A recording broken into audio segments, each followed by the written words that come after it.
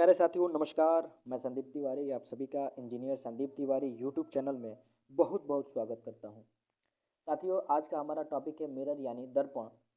और ध्यान रहे यह सीरीज आरआरबी एनटीपीसी एएलपी परीक्षा के लिए महत्वपूर्ण है।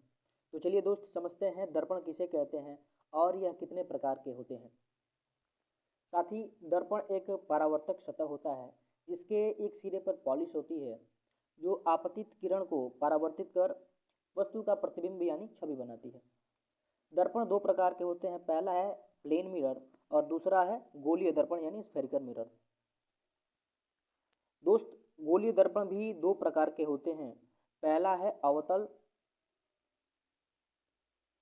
और दूसरा है उत्तल।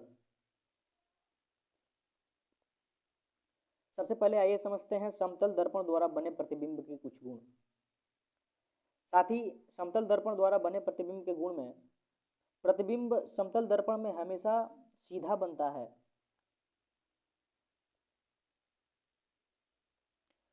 प्रतिबिंब वस्तु के आकार का बनता है यानी समान आकार का बनता है।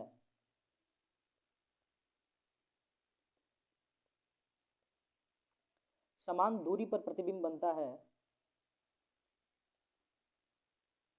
और आभासी प्रतिबिंब बनता है।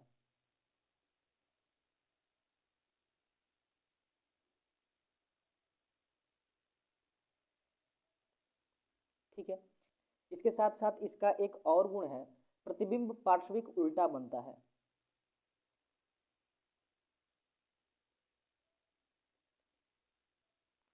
यानी लिफ्ट की वस्तु राइट में और राइट की वस्तु लिफ्ट में दिखती है। यह परिघटना केवल और केवल समतल दर्पण में लागू होता है।